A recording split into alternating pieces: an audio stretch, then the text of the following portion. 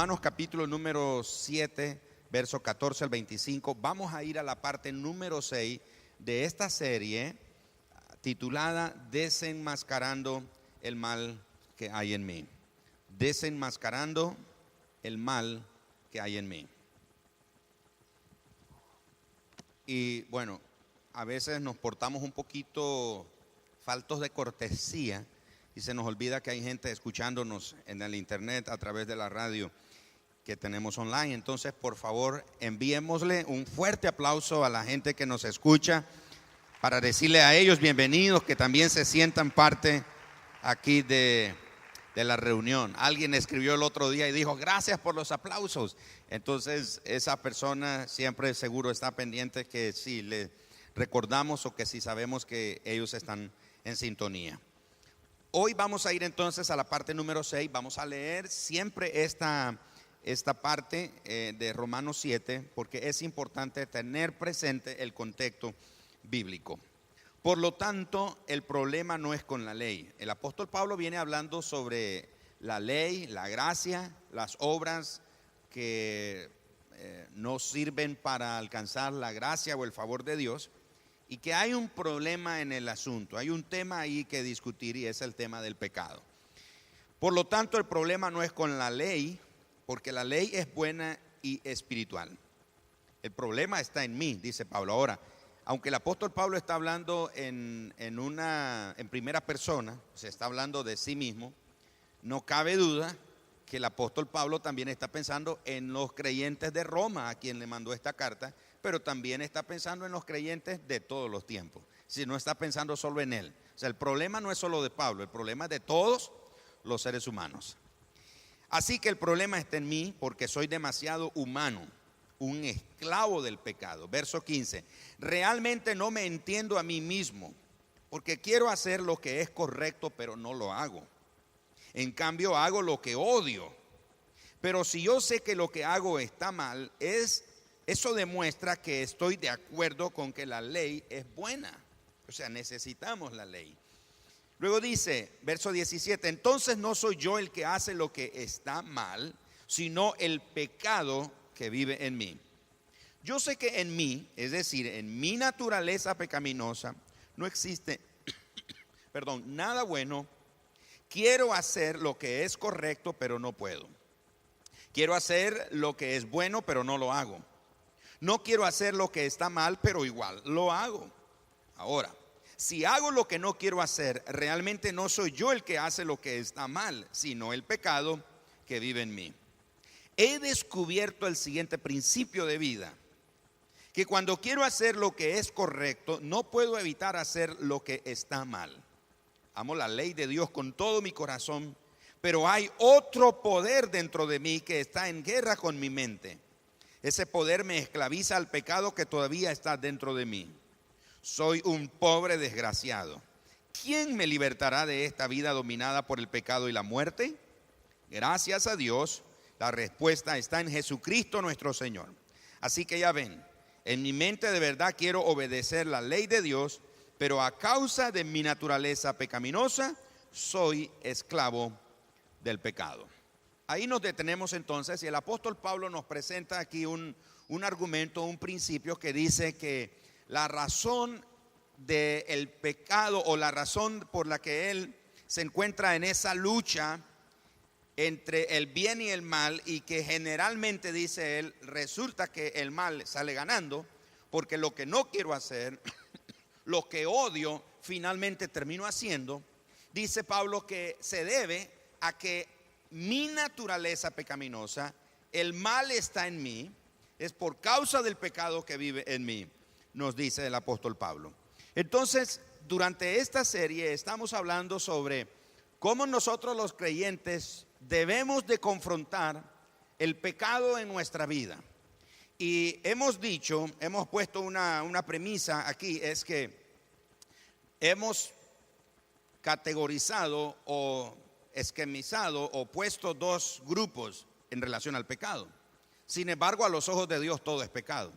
Hemos puesto lo que llamamos pecados escandalosos, como adulterio, borrachera, droga, etcétera, etcétera. Decimos, eso es un pecado escandaloso. Señor, gracias porque pues yo no soy un pecador, Señor. Yo no hago esas cosas escandalosas, no cometo esos pecados escandalosos. Vengo de allá de cometerlos.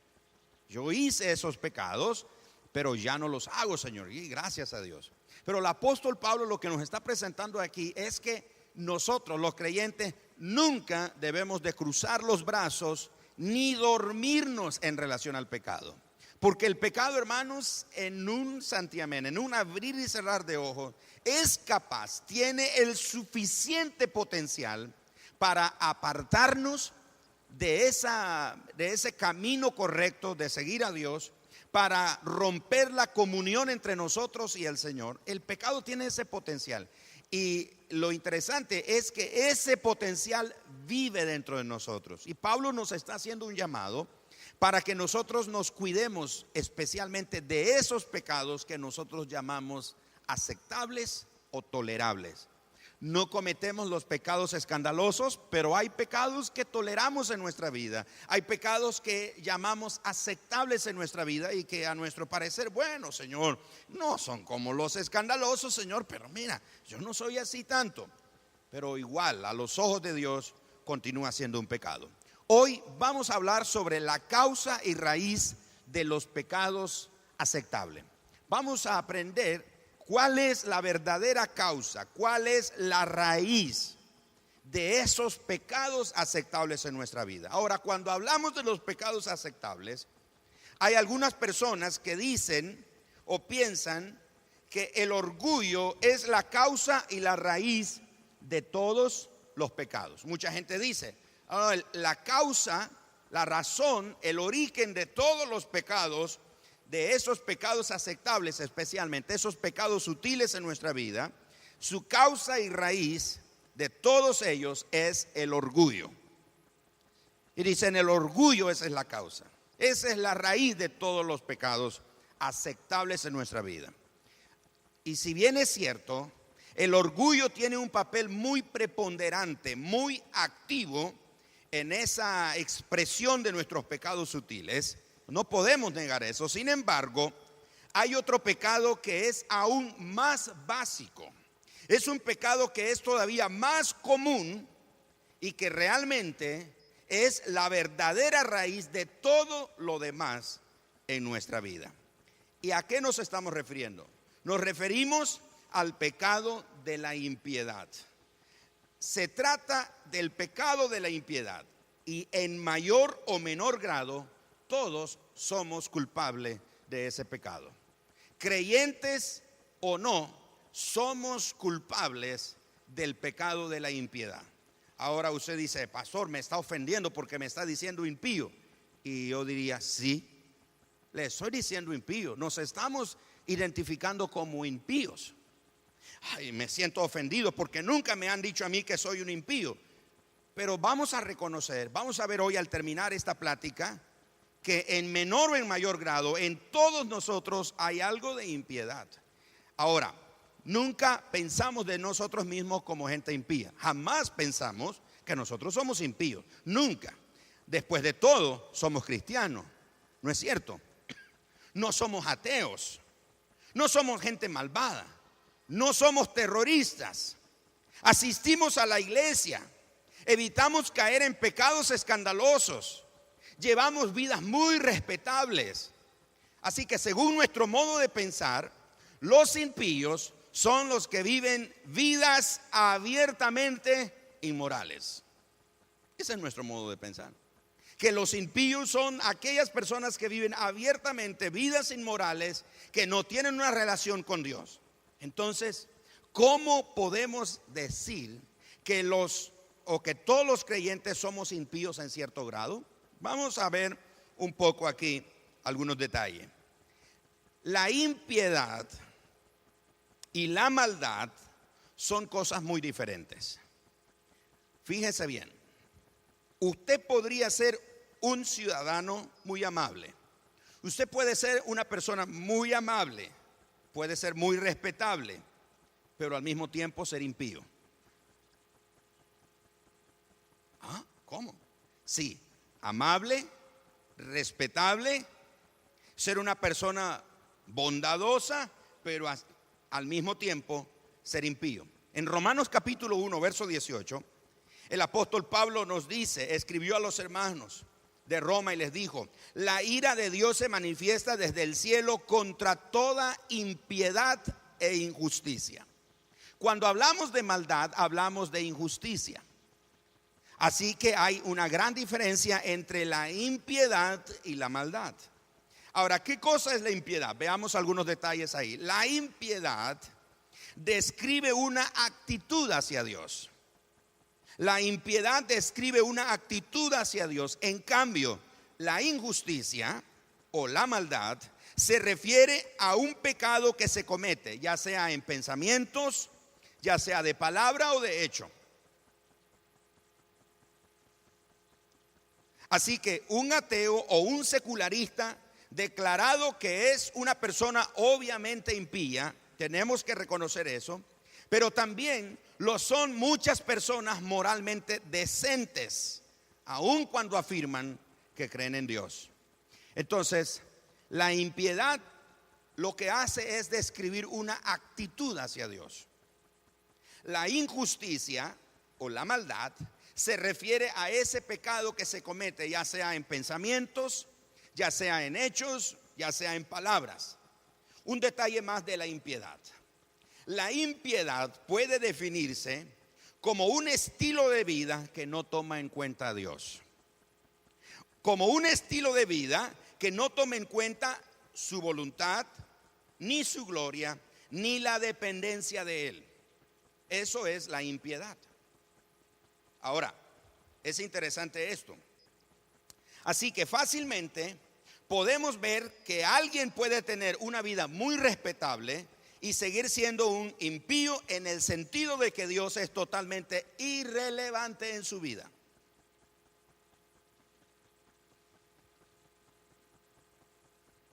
Y eso nos incluye a nosotros los creyentes. Por eso les digo, hemos tenido la tendencia a pensar que el impío es alguien que está cometiendo pecados inmorales y que es un ateo, no cree en Dios, o es un politeísta, o es un deísta, un secularista, un inmoral, etcétera, etcétera. Es lo que pensamos nosotros. Pero estamos viendo que la impiedad es un estilo de vida, y ese estilo de vida expresa una actitud hacia Dios. Y esa actitud se muestra de que la gente no toma en cuenta a Dios, no toma en cuenta su voluntad, no toma en cuenta su gloria, no depende para nada o en lo más mínimo de Dios. Así que nosotros nos encontramos todos los días, andamos alrededor o rodeado o en medio de tales personas, de impíos.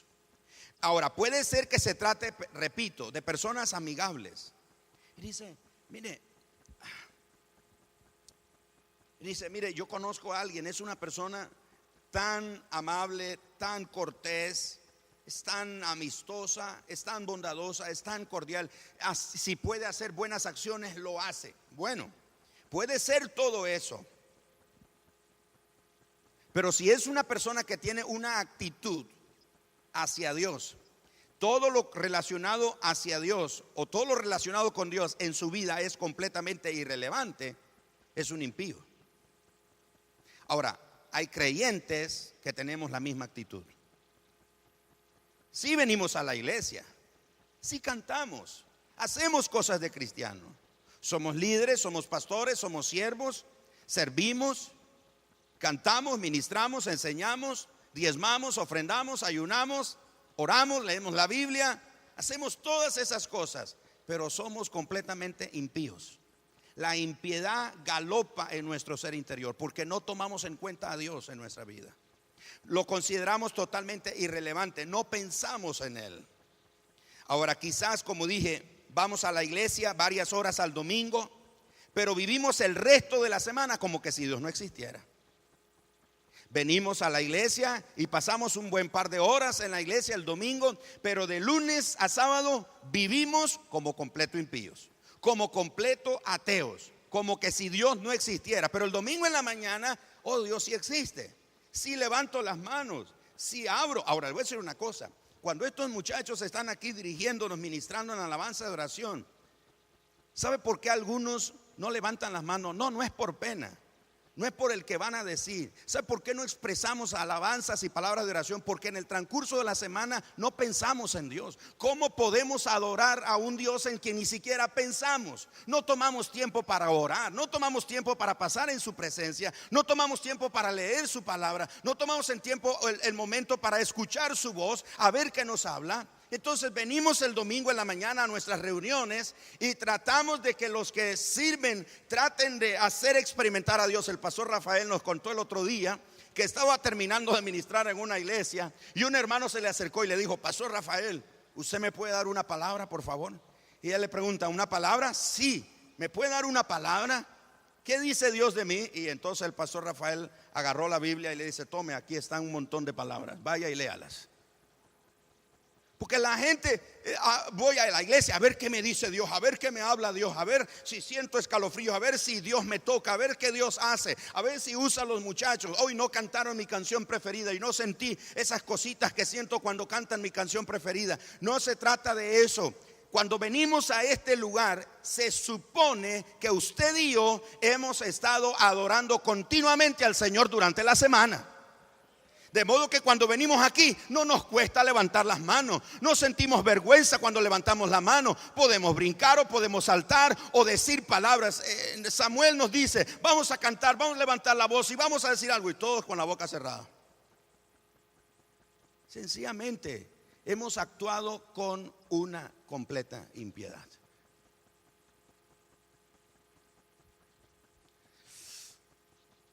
Y los amigos que están aquí de primera vez dicen: mire, me trajo a esta iglesia donde me están diciendo impío, vuelvo.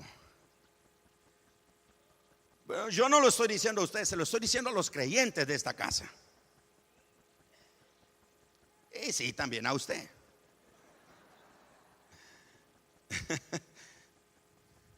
Y entiéndame, amado hermano, yo oraba al Señor esta mañana y dije: Señor, yo no quiero subir esa plataforma con un juicio, con una actitud y un espíritu de juicio. No estoy aquí para juzgar a nadie.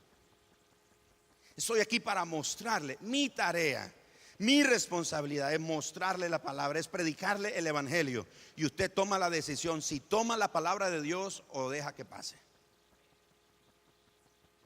Hay unos creyentes que nos pasa como la de las calaveras ahí en el desierto. Vio que entra un chocorrón por un oído, el hueco donde estaba el oído, y por un lado entra y por el otro sale.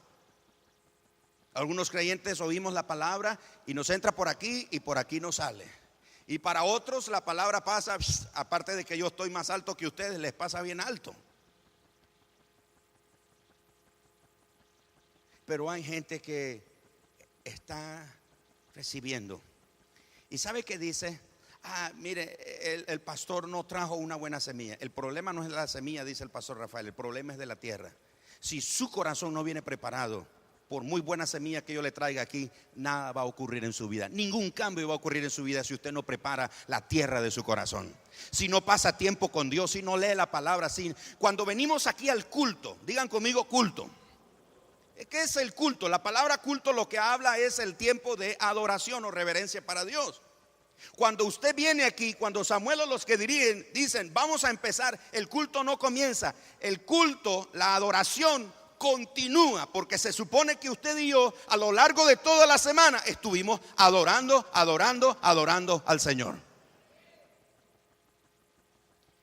Pero nuestra actitud, nuestro pecado de impiedad, aunque creemos en Dios, yo no les estoy diciendo ateo, ¿oyeron? No le estoy diciendo que usted es un terrorista, un inmoral. Usted cree en Dios, hace cosas de cristiano, pero no piensa en Dios. De lunes a sábado vivimos como que si Dios no existiera. Y ya le voy a demostrar algunas cosas. Ok.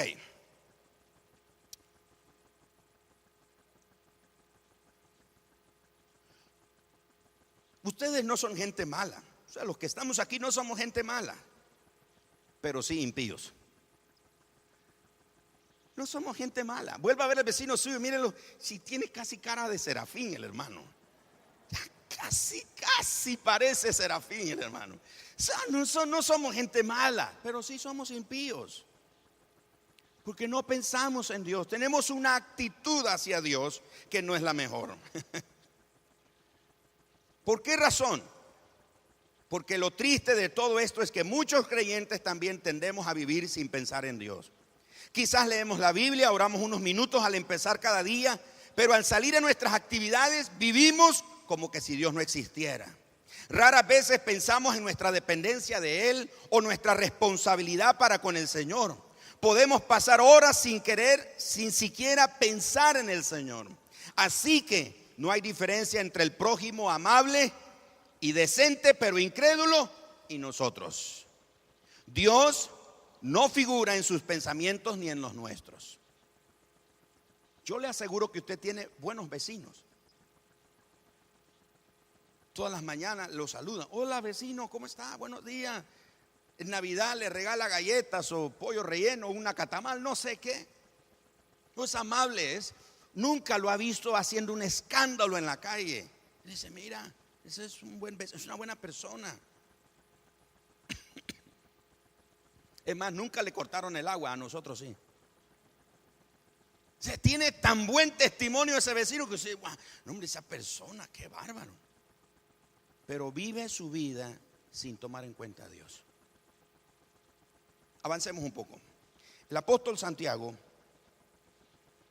no condenó a la gente por hacer planes para abrir un negocio y obtener ganancias. Vamos a Santiago capítulo 4, por favor. Abran su Biblia.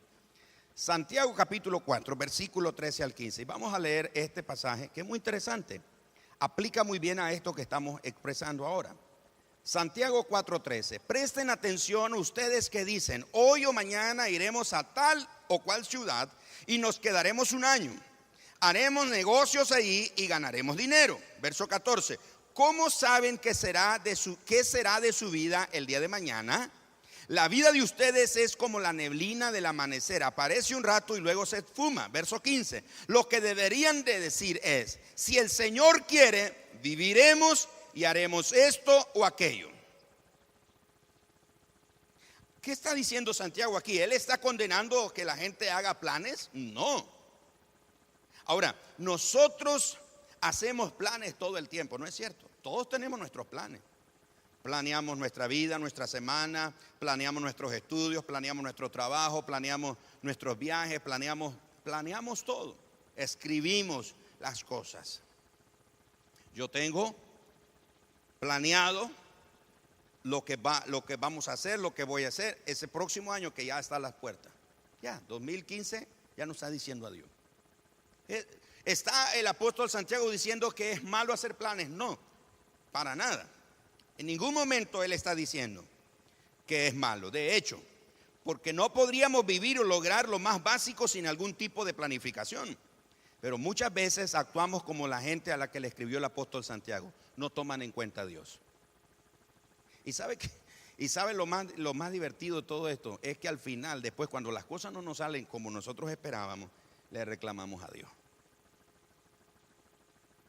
Señor, mira, ¿qué pasó? Dice Dios, bueno, yo nunca supe. Ahora, no es que Dios no sabe, sí Él lo sabe, pero es decir, nunca vinimos delante de Dios. Señor, ¿es esta tu voluntad? ¿Quiere que yo haga esto, Señor? Yo quiero presentarte este plan. Señor, quiero depender de ti. Quiero considerar tu voluntad. Quiero que esto sirva para gloria de tu nombre. ¿Verdad? Cuando hacemos planes sin reconocer nuestra total dependencia del Señor para lograrlos, estamos actuando con impiedad. Es una manifestación clara de la impiedad. Pocas veces pensamos en la responsabilidad que tenemos ante Dios de vivir de acuerdo a su voluntad moral según se revela en la Escritura. No significa que llevemos vidas explícitamente pecaminosas, sino que pocas veces pensamos en la voluntad divina. No pensamos en la voluntad de Dios. En otras palabras, damos por sentado, asumimos que Dios asume, que nosotros asumimos. Asumimos que Dios asume, que Dios asume que nosotros asumimos. Que porque Él es nuestro Dios o nuestro Padre y nosotros somos sus hijos, pues todas las cosas tienen que salir así y que Él está en la obligación de bendecir o tomar cuidado de todas las cosas. La mayoría del tiempo nos conformamos con evitar los pecados escandalosos. Fíjense que dice Colosenses capítulo 1. Vamos conmigo a Colosenses capítulo 1, verso 9 y verso 10. Perdón. Colosenses 1, verso 9 y verso 10. Así que, desde que supimos de ustedes, no dejamos de tenerlos presentes en nuestras oraciones. Le pedimos a Dios que les dé pleno conocimiento de su voluntad y que les conceda sabiduría y comprensión espiritual. Entonces la forma en que vivan siempre honrará y agradará al Señor, y sus vidas producirán toda clase de buenos frutos. Mientras tanto, irán creciendo a medida que aprendan a conocer a Dios más y más. La mayoría de nosotros nos conformamos con evitar los pecados escandalosos. Pero como en el caso de los colosenses, ellos no eran supercristianos, era gente común y corriente como usted y como yo. Ellos eran personas tan normales, pero vivían en medio de una cultura tan impía o más impía que la nuestra inclusive. Pablo esperaba que ellos llevaran vidas piadosas, y eso es lo que espera, eso es lo que el Señor pide de los hermanos en Colosa y pide de nosotros los creyentes de todos los tiempos. Pero note que el apóstol Pablo está haciendo una oración por los colosenses. Estoy orando para que tengan conocimiento, para que adquieran sabiduría, para que haya entendimiento en ustedes, conozcan la voluntad de Dios. Fíjese bien, le pedimos a Dios que les dé pleno conocimiento de su voluntad, que les conceda sabiduría y comprensión espiritual, o entiéndase, discernimiento. Entonces la forma en la que vivan siempre honrará y agradará al Señor, y sus vidas producirán toda clase de buenos frutos. ¿Se parecen nuestras oraciones a las de Pablo por los colosenses? ¿Se parecen nuestras oraciones por nosotros mismos, por nuestros familiares y por nuestros amigos, como las oraciones que Pablo hacía? ¿Reflejan nuestras oraciones un interés genuino para que se haga la voluntad de Dios en nuestra vida, en la de nuestra familia y en la de nuestros amigos? ¿Reflejan nuestras oraciones el deseo que Dios sea glorificado en nosotros o a través de nosotros? ¿O son nuestras oraciones solo una lista de necesidades físicas y económicas de nuestras familias, de nuestra vida y de nuestros amigos? ¿Son así nuestras oraciones? ¿Que conozcan la voluntad de Dios? Yo tengo aquí conmigo, bueno, y seguramente no podría verlo desde aquí, pero yo tengo por hábito, por práctica, algo que se llama motivos de oración. Y tengo mi lista. Cuando estoy orando en mis tiempos devocionales, yo tengo mi lista, mis motivos de oración. Aquí están mis motivos. Algunos de ustedes están aquí. Y yo estoy orando. Y una persona vino, un joven se me acercó. Lo tengo aquí de número 15 en mi lista de oración. Y él llorando me dijo: pastor, por favor pídale a Dios que me ayude a crecer. Mire, de todas las oraciones, motivos de oración que tengo aquí, esa es la única en este momento. De alguien que me dijo: pastor, pídale a Dios que me ayude a crecer. Me dijo: tengo que decirle que soy débil, tengo que decirle que me desanimo fácil, pero quiero amar a Dios.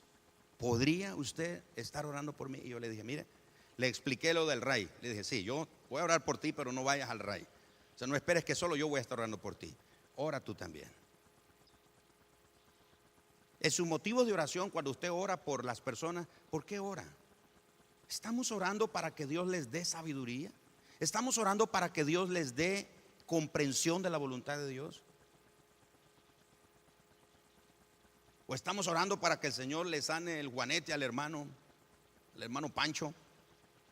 ¿Estamos orando para que el vecino nuestro o el familiar nuestro no le den malas noticias en el examen médico donde va? ¿Cómo es nuestra oración? Fíjense bien lo que estamos diciendo en ese momento. Es decir, podríamos estar orando a Dios, pero con una actitud de impiedad. ¿En qué sentido? Es decir, no estoy orando, Señor, mira, esta es mi lista de peticiones. Es más, algunos creyentes vamos y le presentamos a Dios nuestra lista de peticiones. Señor, esto aquí, y le damos nuestra lista de peticiones y nos vamos. Ok, Señor, ya hablé, nos vemos. Gracias, Señor, buen día, nos vemos más tarde. No dejamos que Dios nos hable.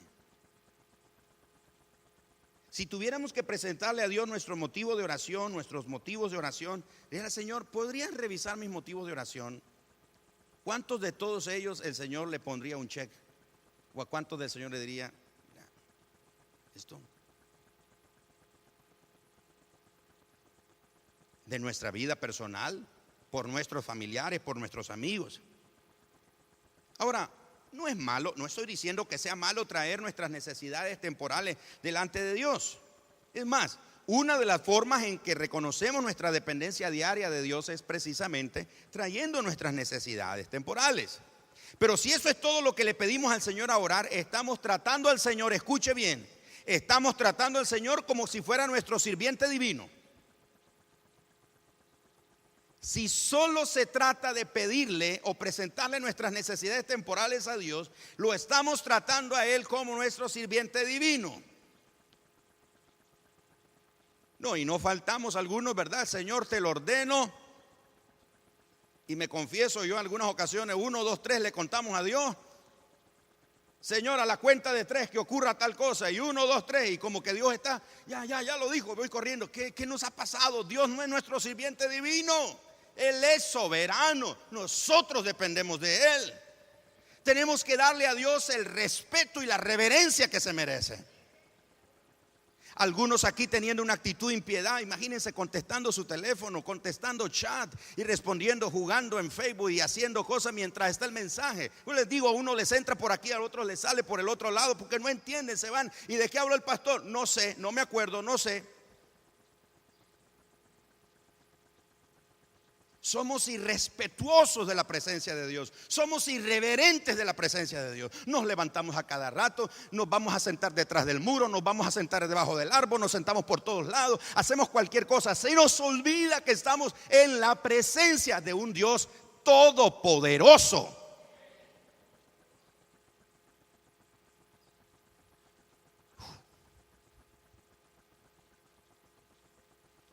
Nuestras oraciones muchas veces se centran más en lo humano, no en Dios.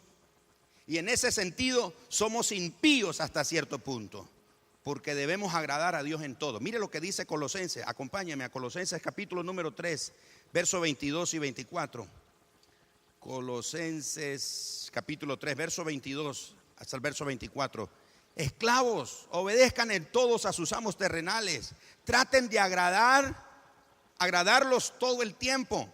No solo cuando ellos los observan. Ve, hay gente que trabaja bien cuando uno lo está viendo. Cuando uno no está, hace lo que quiere.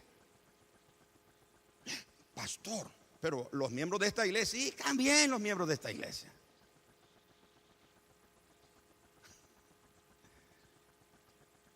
Y hasta usamos el refrán: cuando el gato no está, ratones cristianos. Dice aquí que trates de agradarlo en todo a sus amos. ¿Y este qué piensa? Uno de estos días, estoy preparando una serie que habla sobre la honra. Y amados hermanos, eso va a cambiar nuestra mentalidad. Nosotros pensamos: ¿y este quién se cree? Dice Pablo, que nadie tenga más alto concepto de sí mismo que el que debe tener, y considere a los demás como superiores a sí mismo. Continúa el apóstol Pablo aquí: traten de agradarlos traten de agradarlos todo el tiempo. Yo trabajé, y por eso hablo, trabajé en una dependencia del Estado, y me voy a borrar el nombre de esa dependencia. Ya les he contado a ustedes. A las 7, a las 8 el café de la mañana, con su respectivo periódico. Contame, ¿y qué pasó con la novela aquí, allá? A las 9 el vigorón de las 9. A las 11, rayando las 11, ve, está haciendo un poquito de hambre. ¿Qué tenés por ahí? Haciendo café y rosquilla y todas las ondas. Las 12 el almuerzo. Las 2 de la tarde, 3 de la tarde, el atol de las 3.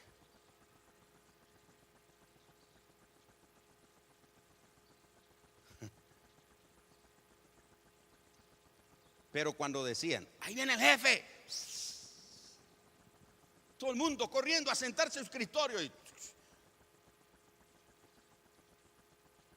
muchos cristianos hacen eso también, que vienen a esta iglesia, sí, y vienen a esta iglesia.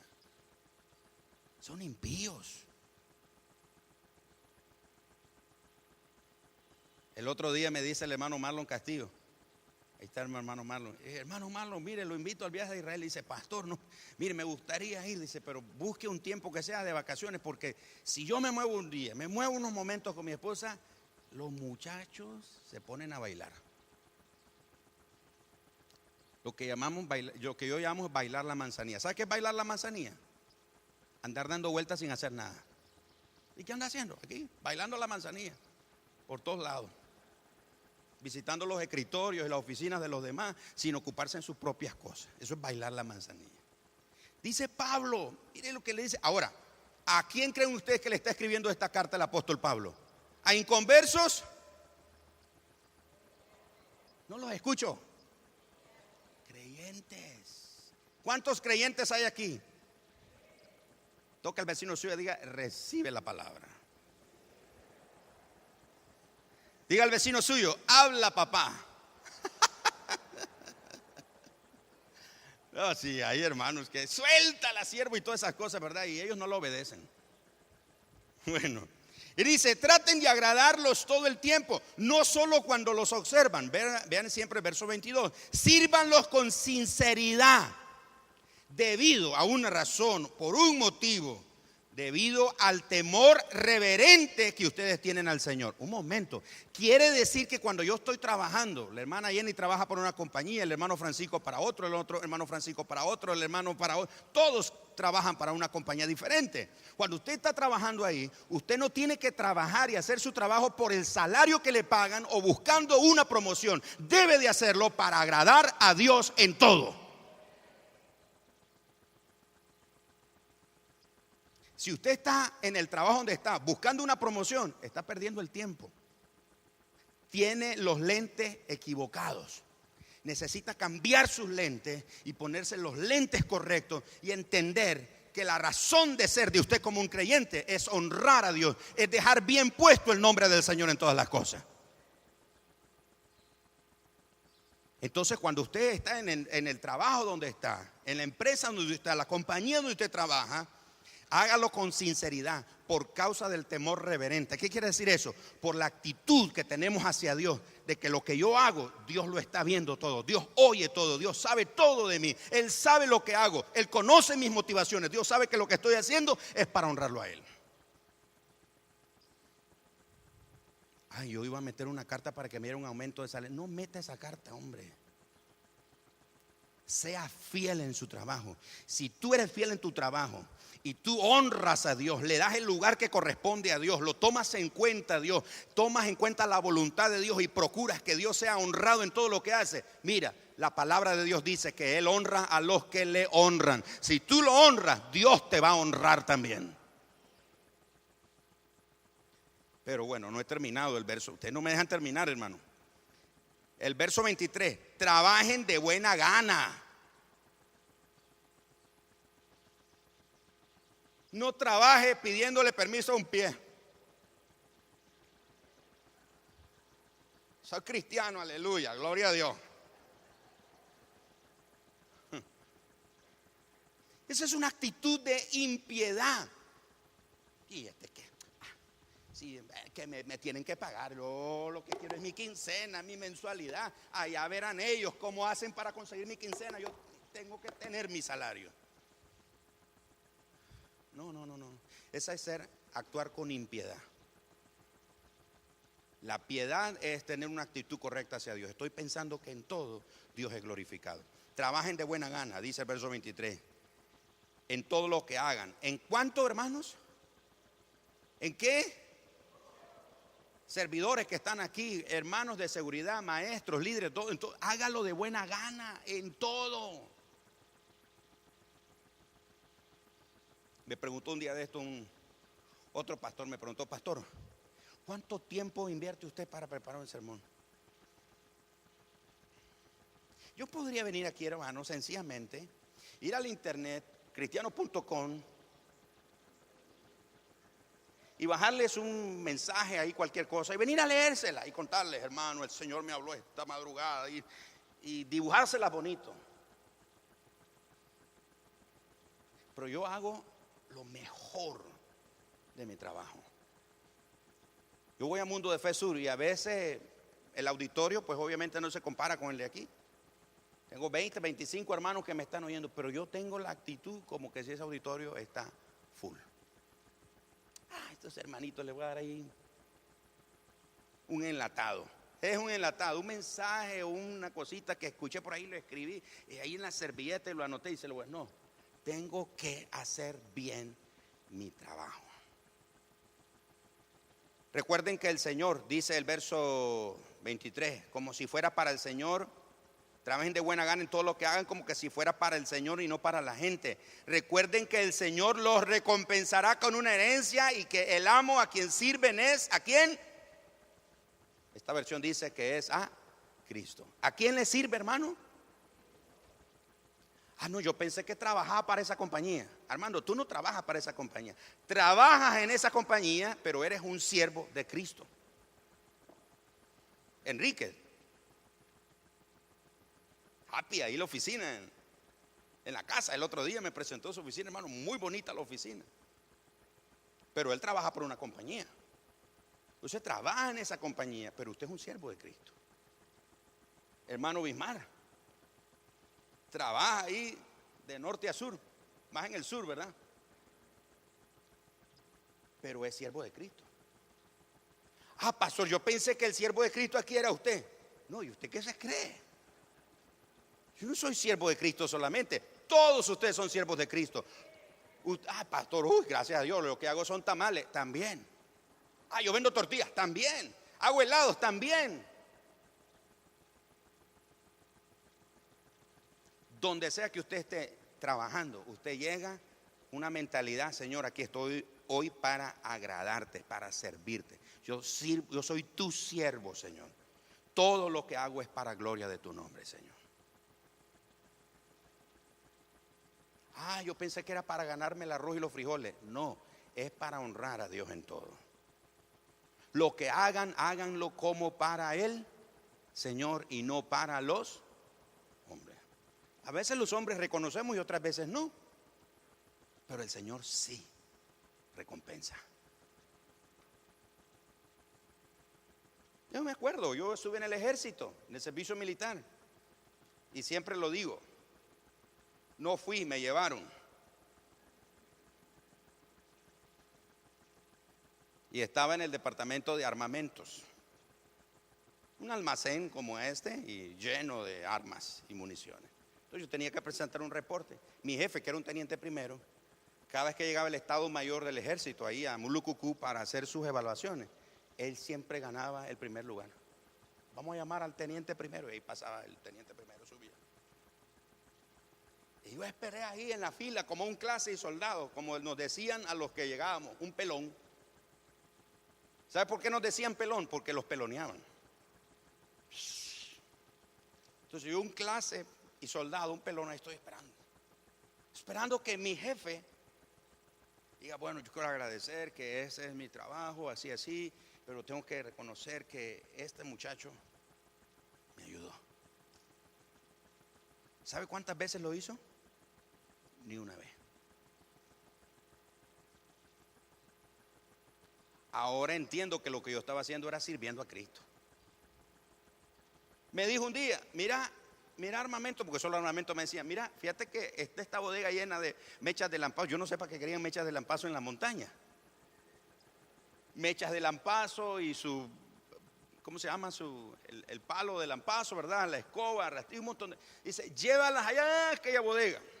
Había que bajar, pasar una quebradita. Si conocieron Mulucucú, saben, había que bajar una quebradita, subir para ir al lado del polígono. Y pasé todo el día.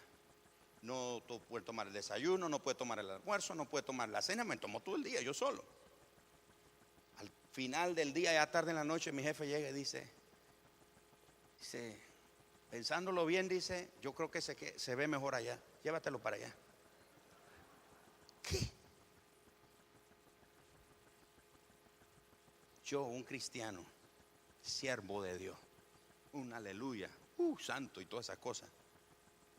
Haciendo eso, sí, somos siervos de Cristo. Vuelva a ver al vecino suyo y le dice, eres siervo de Cristo. Es un siervo de Cristo. Wow.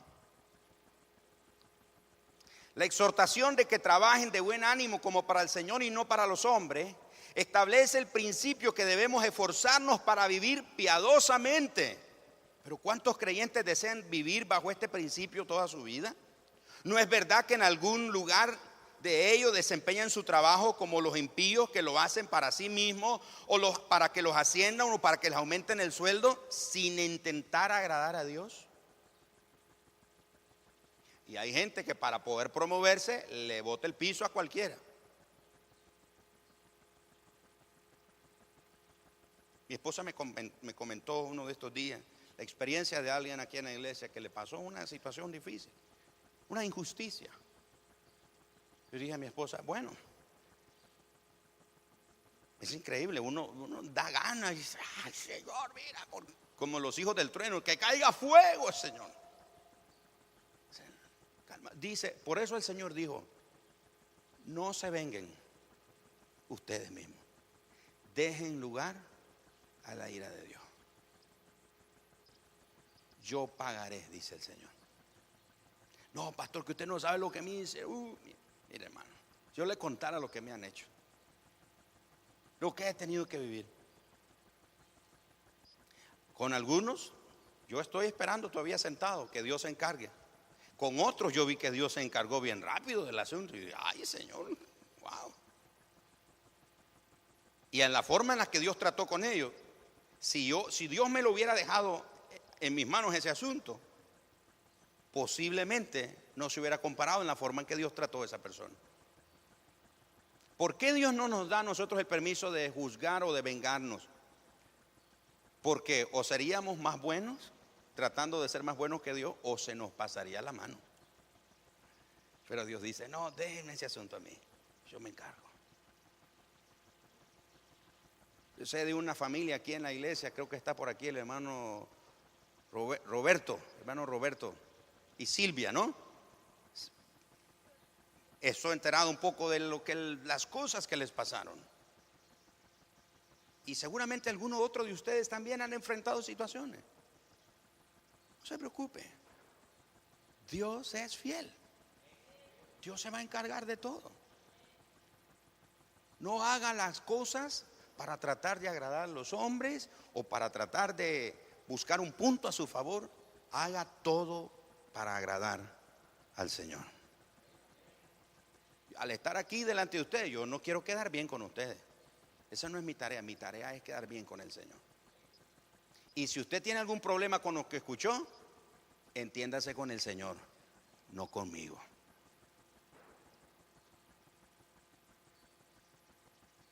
Lo voy a repetir.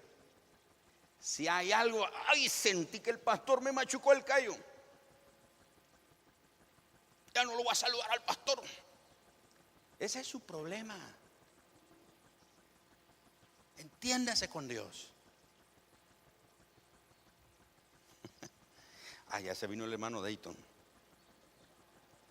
Mensaje recibido.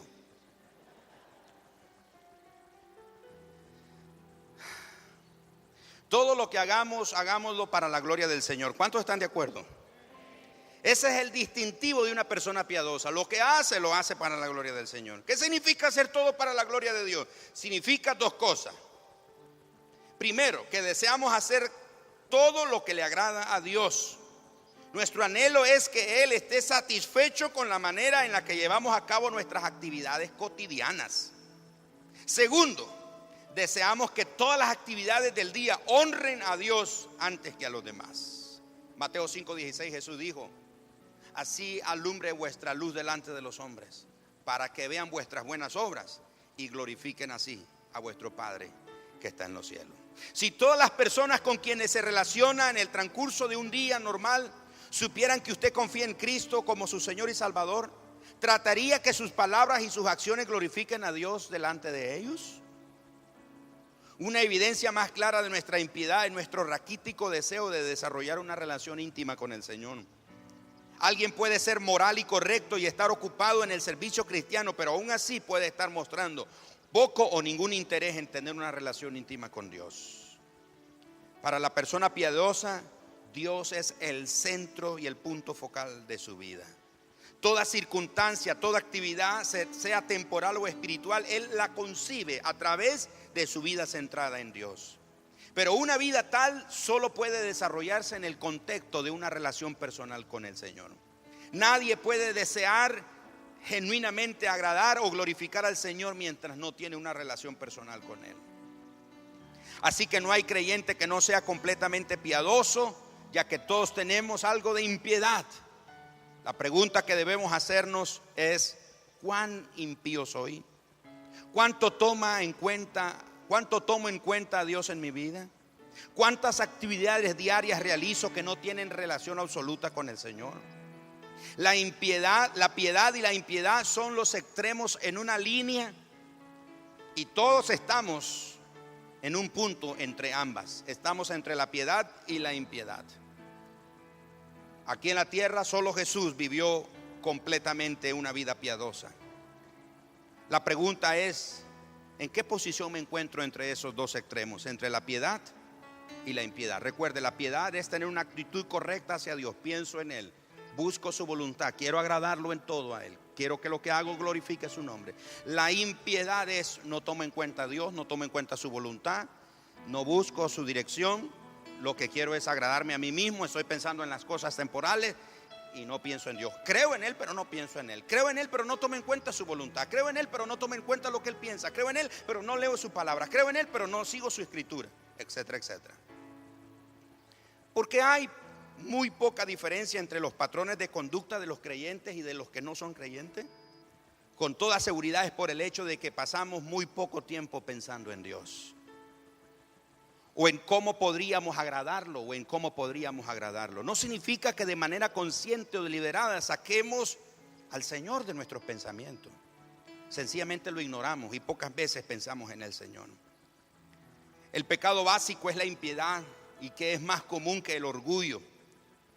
Imaginémonos con qué facilidad podríamos controlar el orgullo, por ejemplo, si viviéramos pensando en forma consciente de que todo lo que somos, lo que tenemos y podemos hacer es por la gracia de Dios.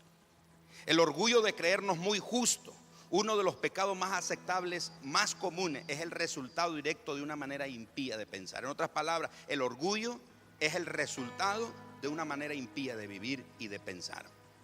Los pecados de la lengua, el chisme, el sarcasmo y las palabras ásperas dirigidas a una persona o dichas acerca de una persona no pueden darse cuando estamos conscientes de que Dios escucha todo lo que decimos.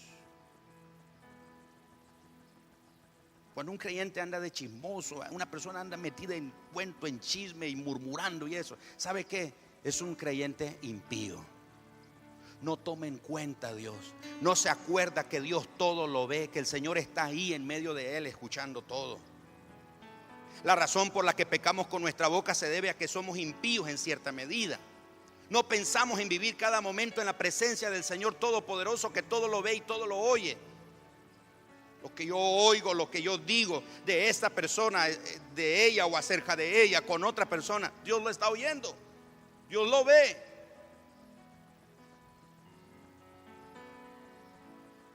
Todos los demás pecados aceptables tienen su raíz en el pecado de la impiedad. Podemos pensar que todos nuestros pecados crecen a partir del tronco del orgullo, pero lo que sustenta, pónganme la lámina segunda por favor, Kenny.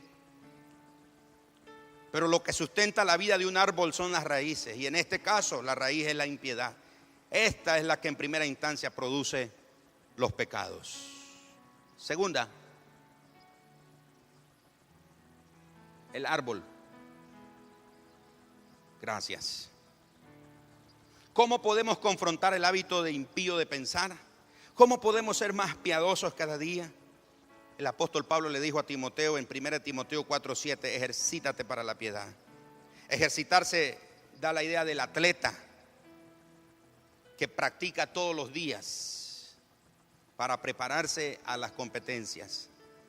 Habla de un entrenamiento que implica, entre otras cosas, un compromiso, una consistencia y una disciplina.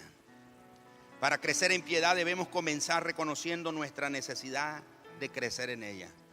Necesitamos crecer en la piedad, porque todos somos impíos en diferentes grados, pues vivimos nuestra vida con muy poca o nula conciencia de Dios. El hecho de vivir sin pensar en Dios quizás no le parezca pecado a muchos. Que Dios nos ayude a ser más conscientes de que vivimos cada día ante sus ojos, que todo lo ven. Que Él nos haga conscientes que vivimos cada día ante sus oídos, que todo lo oye.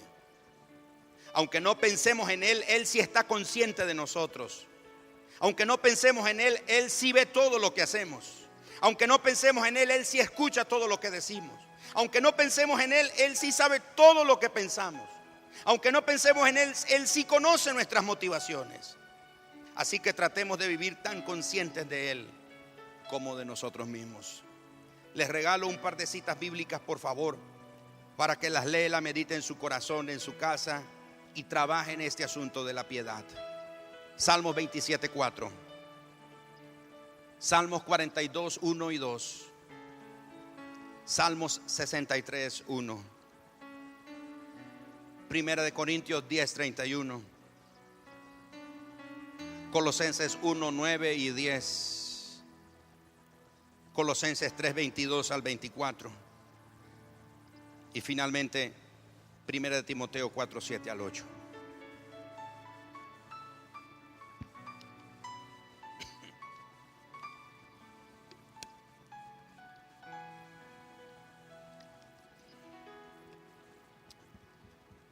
La causa, la raíz de pecados aceptables en nuestra vida es la impiedad. Es un estilo de vida que no tome en cuenta a Dios. No piensa en su voluntad, no piensa en Él, no piensa en honrarlo y glorificarlo, hacerlo para Él. No pensamos en Él, no pensamos que Dios está ahí. Cuando estamos cometiendo un pecado aceptable, se nos olvida que Dios está ahí, que nos está viendo, nos está escuchando, conoce nuestros pensamientos, conoce las motivaciones de nuestro corazón. Yo crecí en el Evangelio cantando un corito. Aquí está el hermano Dayton, seguro me va a acompañar el hermano Dayton. Pero cantábamos ese corito para comenzar el culto. Yo muchas veces cuando me pusieron a dirigir el culto y hacía mi programa, voy a abrir el culto cantando este corito. Porque se usaba pensando que era una forma de decir que Dios iba a estar en el culto. Pero cuando yo estaba escribiendo sobre este material o este recurso, el Señor trajo a mi mente ese corito y me dijo: Gerardo, yo no estoy solo en el culto, yo estoy presente en tu vida aún cuando tú estás dormido. Escucharon esos hombres hablando, haciendo un poco de sarcasmo y cosas así, ¿verdad? Dice un hombre a su esposa: no, amor, si yo soy fiel a usted. Y la esposa le dice: ni en sueño, ni en sueño usted me ha sido fiel, le dice. Mire, hermano, que Dios aún está presente en nuestros sueños. Es más, Dios está presente en nuestra muerte. Dice la Biblia que este nuestro Dios a quien servimos nos guiará aún después de la muerte. Dijo el salmista en el Salmo 139: ¿a dónde huiré de tu espíritu? ¿De dónde? ¿Dónde me esconderé? Si voy al cielo, ahí estás tú. Si voy a la tierra, la tierra es tu estrado. Si voy al fondo del mar, aún ahí me guiará tu espíritu. Y entonces cantábamos algo así como: deme dos. No es cierto, no sé en qué van. Pero algo así como, a ver, voy a afinar mi garganta. Tengo nervioso a mis hijos ahorita. Estoy buscando la nota, ¿oyeron?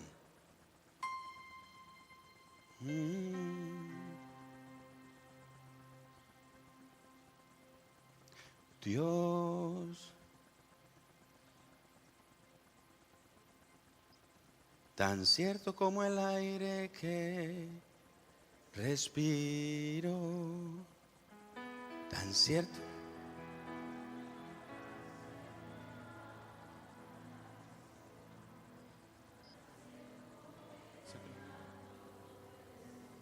Pero decía este canto: Dios está aquí.